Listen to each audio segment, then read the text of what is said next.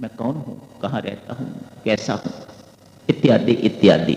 ये उपासना की महिमा है, भक्ति की महिमा है। इन्होंने किसी को उपदेश नहीं दिया, ना राम को दिया है ना सीता को दिया है। भली भांति जानती हैं ये दोनों कौन है। लक्ष्मण रास्ते में मिल गए हैं, वन यात्रा के लिए तैयार, तो उन्हें उपदेश दे दिया। लक्ष्मण, तुम मेरे राम के साथ जा रहे हो और जगजननी सीता के साथ जा रहे हो। सर्वप्रथम राम को अपने पिता समान मानना और सीता को मां के समान मानना। कहीं स्वप्न में भी तू राग, रोष, ईर्ष्या, मद एवं मोह के वशीभूत न होना। स्वप्न में भी लक्ष्मण उसी वक्त निर्णय लेता है, सोऊंगा तो स्वप्न आएगा, यदि सोऊंगा नहीं तो स्वप्न कहां से आएगा। 14 वर्ष तक माते मैं नहीं सोऊंगा, ताकि ये स्वप्न की अवस्था ही मेरे ऊपर ना आए। आपने कहा है ना, स्वप्न में भी इनके वशीभूत ना होना। मैं सोऊंगा ही नहीं तो मुझे स्वप्न कहां से आएगा। मैं नहीं सोऊंगा 14 वर्ष तक। मां सुमित्रा अपने प्रिय पुत्र लक्ष्मण को समझाती है, राग से क्या अर्थ है, रोष से क्या अर्थ है, इत्यादि इत्यादि इन सब शब्दों की व्याख्या करती हैं। बड़े संक्षिप्त रूप से साधक जनों सुनिएगा, व्याख्या करने का बिल्कुल समय नहीं है। राग रहित होना, राग के वशीभूत नहीं होना, मानो तेरे लिए सब कुछ राम है। मुझे भूल जाना, उर्मिला को भूल जाना, मां कुशल्या को याद नहीं करते रहना, दशरथ मर गए हैं उनको याद नहीं करे जाना, मर रहे हैं उनको याद नहीं करना। इन सब को भूल के एक ही है तेरे लिए। लक्ष्मण कहीं जाके कहता भी है, मैं किसी को नहीं जानता महाराज, मेरे सब कुछ आप हो, मेरे माता पिता तात सखा भाई सब कुछ मेरे आप हो, मेरा आपके अतिरिक्त और कोई नहीं, मैं किसी को जानता ही नहीं। ये लक्ष्मण की महिमा है। राग रहित, राग के वशीभूत नहीं होना, कहीं वहां जाके हमारी किसी की याद आ जाए, ऐसा स्वप्न में भी ना हो।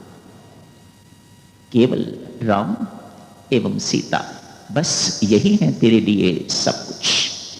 तेरा सारा राग, तेरा सारा अनुराग इनके प्रति ही हो, हमारे प्रति लेश मात्र भी नहीं।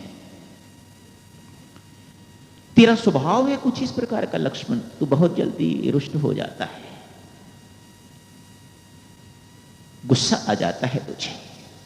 तेरा गुस्सा तो उचित होता है, तेरे गुस्से को राम भी अनुचित नहीं मानते, कोई अनुचित नहीं मानता, हम भली भांति जानते हैं तेरा गुस्सा बहुत उचित गुस्सा है, लेकिन वहां जाके ये उचित गुस्सा भी ना करना, ये रोष भी नहीं आना। कहीं तू सोचे ये राम जो मुझे आज्ञा दे रहे हैं या सीता जो मुझे आज्ञा दे रही है ये अनुचित है, ये प्रतिकूल है, ये ठीक नहीं है, तो इसके बिगड़ जाए, ऐसी स्थिति कभी स्वप्न में भी लक्ष्मण ना आए।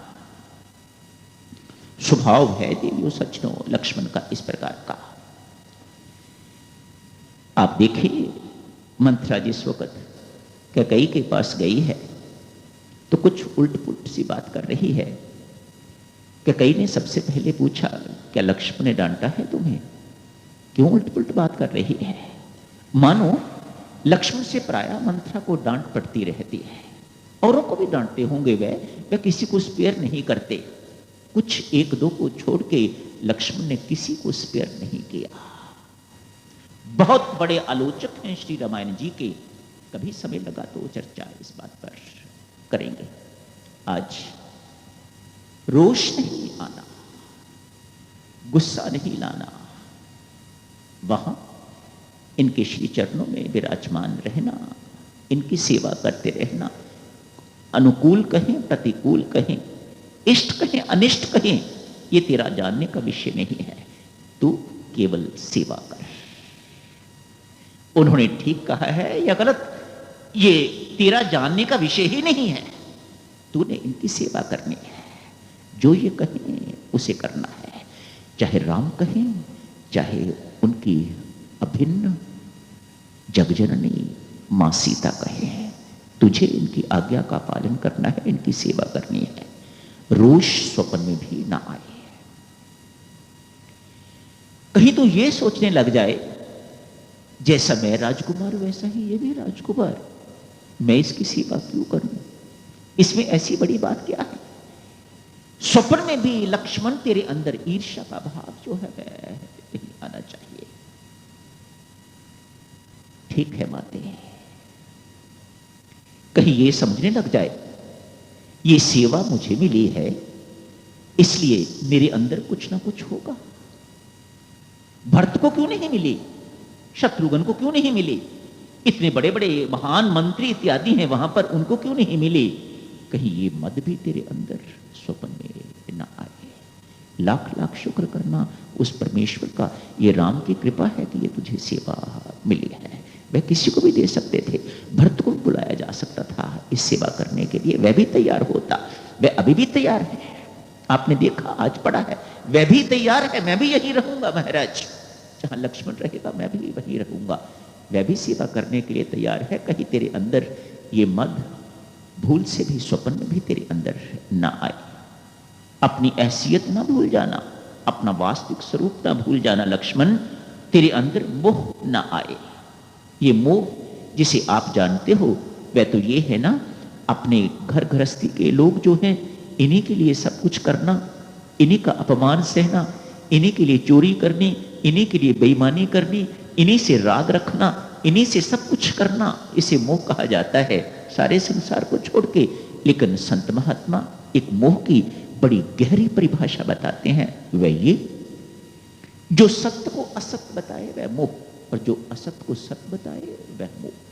विभ्रांति की स्थिति इसे मोह, उल्ट पुल्ट वाली स्थिति इसे मोह। कहीं तो भूल जाए अपने स्वरूप को, तो ऐसा न करना। अपनी हैसियत को लक्ष्मण नहीं भूलना। क्या है तेरी हैसियत, तू एक नौकर है और वह तेरे स्वामी है।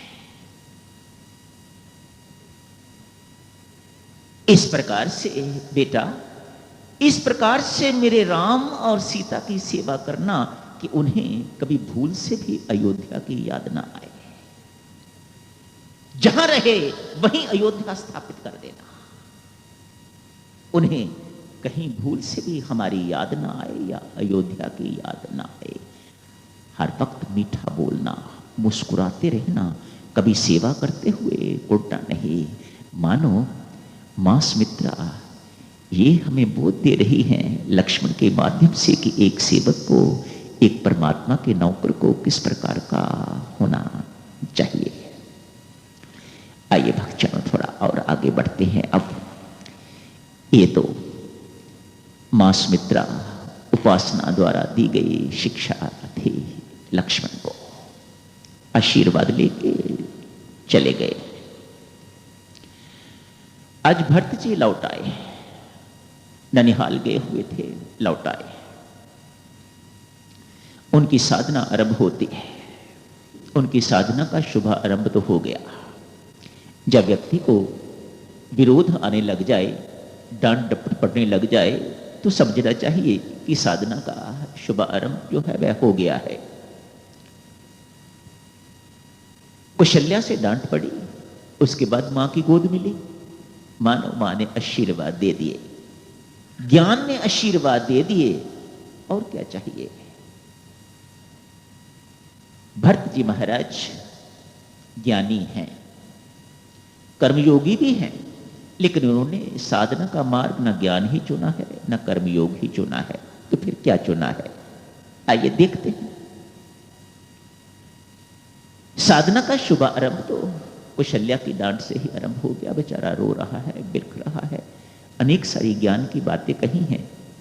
मैं भागीदार नहीं हूं, मैं कभी नहीं चाहता, मैं नहीं चाहूंगा कभी कि मुझे ये राज्य मिले। मेरा इसमें कोई भाग नहीं है, कोई हिस्सा नहीं है, मेरा इसमें किसी प्रकार का कोई हस्तक्षेप नहीं है, मेरी ये योजना नहीं है। ये मां को वह स्पष्ट कर देता है, और मां उसे अपनी गोद में बिठा के बहुत कुछ प्यार करती है, जैसा मां कौशल्या को करना चाहिए था ऐसा ही उसने किया। अंत अंत्येष्टि हो गई है। भरत जी महाराज अपना निर्णय सबको सुना देते हैं। अयोध्या के राजा राम ही हैं, राम ही होंगे। आप कभी ये सोचो कि मैं कभी राजा बन जाऊंगा या राजा हूं, तो ये आपकी भूल है महाराज। मैं कभी राजा नहीं था और ना ही मैंने कभी अयोध्या का राजा बनना है। इसके राजा राम ही हैं और वही रहेंगे। यदि आप मेरे ऊपर दयालु हो, कृपालु हो महाराज, आपने मेरी भूल को क्षमा कर दिया है, सबको कहते हैं, तो चलो मेरे साथ सभी राजा राम को वापस बुला के लाते हैं। वही है राजा। तो वापस जाने की तैयारी जो है वह उनको करनी चाहिए। वापस लाने की तैयारी, कैसे उनको वापस लाना है। भरत जी महाराज की साधना यात्रा आरंभ होती है। साधना तो पहले से आरंभ हो गई है, लेकिन यात्रा यहां से आरंभ होती है। महर्षि विशिष्ट, रानियां इत्यादि तो रथ पर चले गए हैं। लक्ष्य तो एक ही है ना भक्तजनों सबका। अयोध्यावासी राजघराने के लोग जितने भी जा रहे हैं, लक्ष्य तो सबका एक ही है, राम मिलन, राम के दर्शन। यात्रा भिन्न भिन्न ढंगों से की जा सकती है। महर्षि विशिष्ट, रानियां इत्यादि रथ पर बैठ जाती हैं। मानो ये लोग वह हैं जो धर्माचरण करके तो प्रभु की प्राप्ति करना चाहते हैं। धर्माचरण करके रथ धर्म का प्रतीक होता है। ये धर्म के अनुकूल चल के, धर्म के अनुसार चल के तो ये प्रभु राम के दर्शन करना चाहते हैं। इनको रथ में बिठा दिया जाता है। कुछ लोग घोड़ों पर सवार हो जाते हैं। घोड़े तो बड़े मुंह जोर होते हैं। यदि घोड़े की लगाम आपके हाथ में ठीक ढंग से नहीं है, उनकी लगाम पर आपका नियंत्रण नहीं है, तो वह आपको कहीं ना कहीं गड्ढे में जाके गिरा देंगे। मानो ये योग के साधक हैं जो घोड़ों पर सवार होके चले हैं। कुछ लोग हाथी पर भी बैठ गए हैं। जो ज्ञान मार्गी हैं वह हाथी पर, हाथी ज्ञान का प्रतीक है, वह हाथी पर बैठ के भी चल पड़े हैं। भरत जी महाराज इन तीनों साधनों में से किसी को नहीं अपनाते। मेरे पास कोई साधन नहीं है। वाल्मीकि रामायण में तो वर्णन आया कि वे रथ पर बैठे हैं, रथ पर गए हैं वे। रामचरितमानस में भी इस प्रकार का वर्णन आता है। पर कब बैठते हैं? जब मां कुशल्या कहती है, भरत यदि तू रथ पर नहीं बैठेगा तो ये इतने सारे लोग जो साथ जा रहे हैं इनको भी पैदल चलना पड़ेगा, और इसमें बुजुर्ग भी हैं, महिलाएं भी हैं। ये इतना रास्ता पैदल कैसे चलेंगी? मेहरबानी करके मेरी आज्ञा का पालन कर, रथ पर बैठ जा। मां को प्रसन्न करने के लिए, उनकी आज्ञा का पालन करने के लिए भरत रथ में बैठ जाते हैं। मन नहीं है। जिस लंबी दूरी को मेरे राम ने पांव से तय किया है, मेरा फर्ज बनता है कि मैं उसे मस्तक द्वारा तय करूं। पांव द्वारा नहीं, रथ द्वारा नहीं, या किसी और साधन द्वारा नहीं। इन तीनों को नहीं अपनाया। साधन होते हुए भी साधन को नहीं अपनाया। एक निस्साधनता की स्थिति उसके अंदर आ गई है, जिसे शरणागति कहते हैं, जिसे समर्पण कहते हैं। भरत जी महाराज ने इस मार्ग को अपनाया है। शरणागति का मार्ग अपनाया है, समर्पण का मार्ग अपनाया है। एक विधवा कहे कि मैं अब ब्रह्मचारिणी बन गई हूं, तो ये ब्रह्मचारिणी का व्रत नहीं है, तो विधवा हो गई है, उसके पास भोग सामग्री रही नहीं है। साधन होते हुए भी यदि कोई निस्साधन हो जाता है, ग्रस्त होते हुए भी यदि कोई ब्रह्मचर्य का पालन करता है, तो बहादुरी है। ऐसा नहीं है। भरत जी महाराज के पास साधन नहीं है, सब साधन हैं, लेकिन उनकी मान्यता है मेरे पास कोई साधन नहीं है। ना मेरे पास शिक्षा है, ना मेरे पास दीक्षा है, ना मेरे पास भक्ति है, ना मेरे पास ये है, ना मेरे पास प्रेम है, मेरे पास कुछ नहीं है। मैं घोड़े पर नहीं बैठूंगा, मैं रथ पर नहीं बैठूंगा, मैं हाथी पर नहीं बैठूंगा।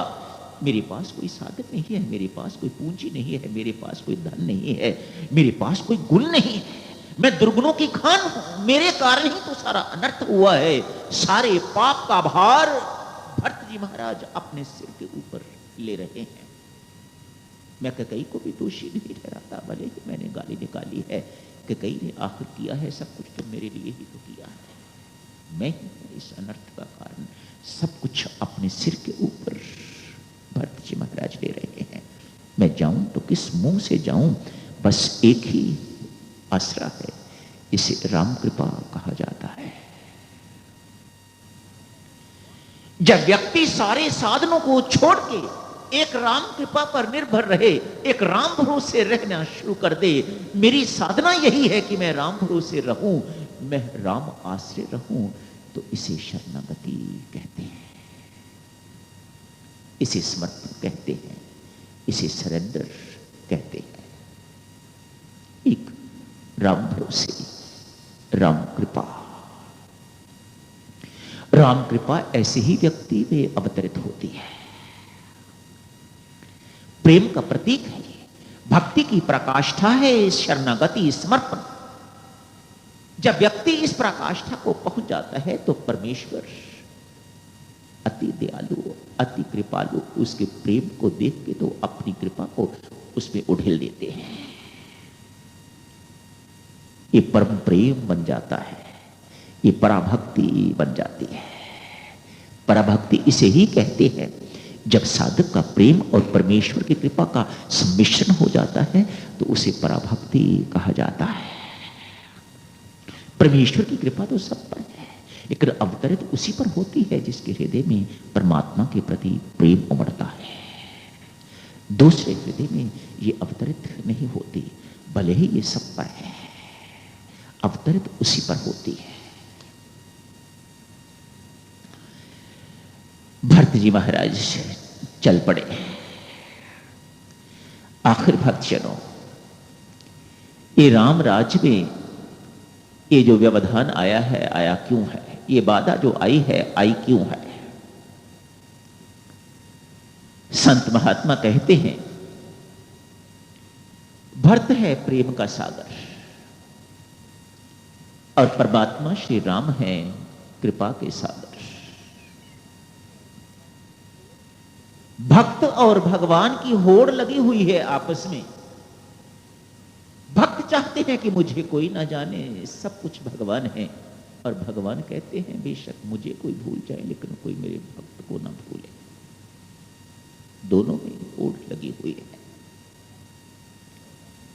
भरत जी महाराज 14 वर्ष के लिए ननिहाल चले गए, ताकि आप याद करो, संभवतः इन दोनों रामायणों में नहीं, अध्यात्म रामायण में वर्णन आता है कि कैकेयी का विवाह राजा दशरथ के साथ इसी शर्त पर हुआ था, जो मेरी कोख से, जो कैकेयी की कोख से जन्म लेगा वही राज्य का अधिकारी होगा। भरत जी महाराज इस बात को बहुत अच्छी तरह से जानते हैं। 14 वर्ष के लिए ननिहाल चले गए। ये बाद में सब कुछ हो जाएगा, मुझे लोग भूल जाएंगे, और हुआ भी ऐसे।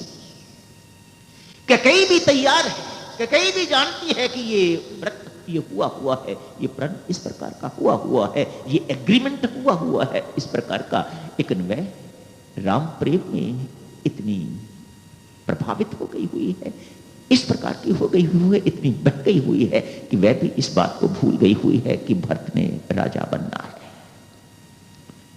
भरत जी महाराज 14 वर्ष के लिए वहां चले गए। राम जी महाराज 14 वर्ष के लिए इधर आ गए। तू चाहता था कि मेरी महत्ता प्रकट हो और 14 वर्ष ननिहाल रहा, तुझे सफलता मिली है। मैं चाहता हूं कि तेरा प्रेम प्रकट हो, इसलिए मैं 14 साल के लिए वनवास जा रहा हूं।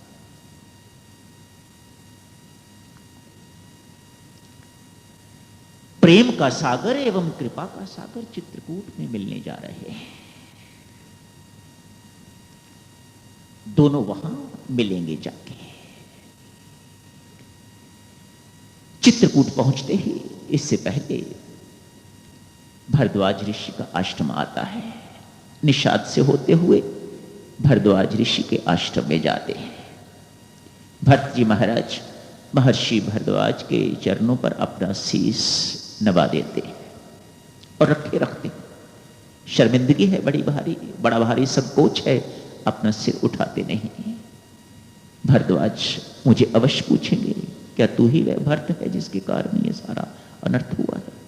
क्या तू ही उसको माता कैकेयी का पुत्र है?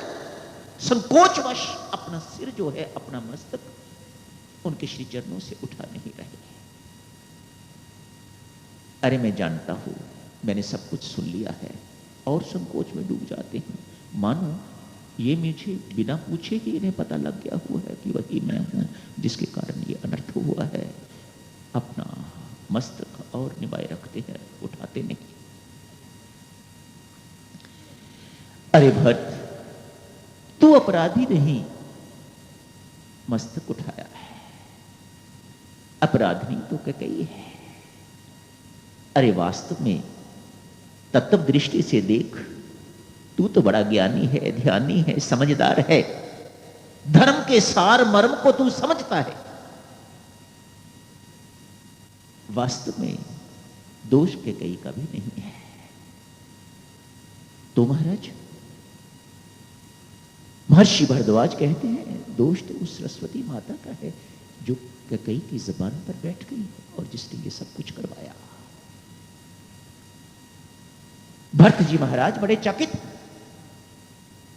महर्षि, सरस्वती माता का नाम लेते बुद्धि विमल हो जाती है, और आप कहते हैं माता सरस्वती के कारण कैकेयी की बुद्धि जो है भ्रष्ट हो गई। आगे जाके जब भरत जी महाराज चलते हैं उनको ले जाने के लिए, देवता लोग एक बार फिर मां सरस्वती के पास जाते हैं और जाके हाथ जोड़ के विनती करते हैं, माते जैसा काम पहले किया था वैसा ही आपको अब भी करने की आवश्यकता है। कहीं मां ये भरत राम को लाने में सफल हो गया तो हमारे सब किए किराए पर पानी फिर जाएगा।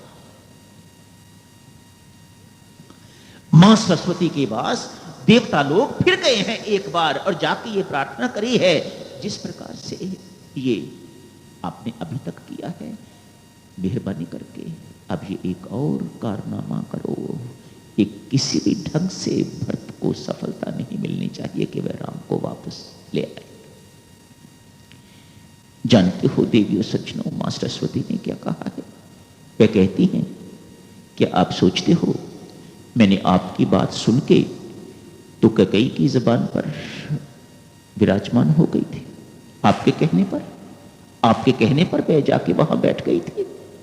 नहीं।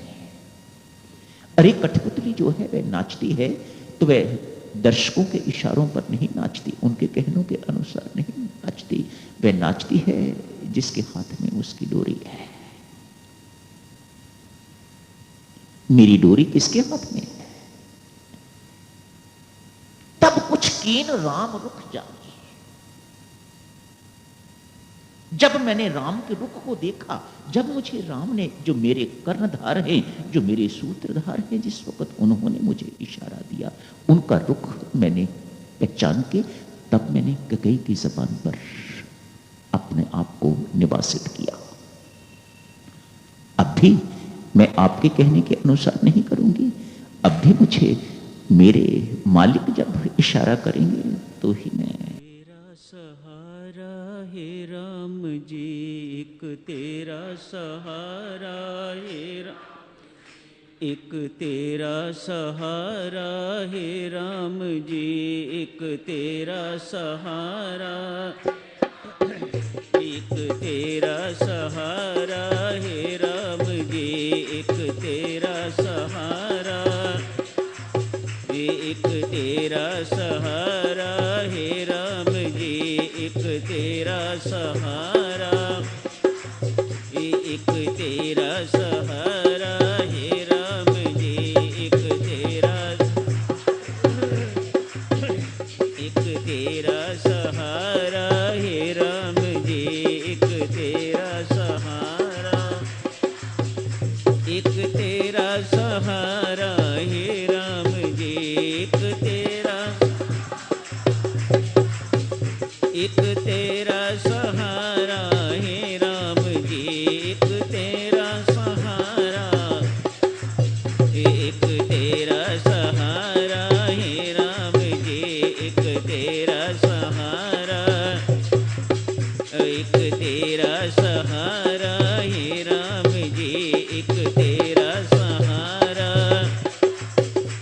एक तेरा सहारा हे राम जी, एक तेरा सहारा हे राम जी, एक तेरा सहारा, एक तेरा सहारा हे राम जी, एक तेरा सहारा,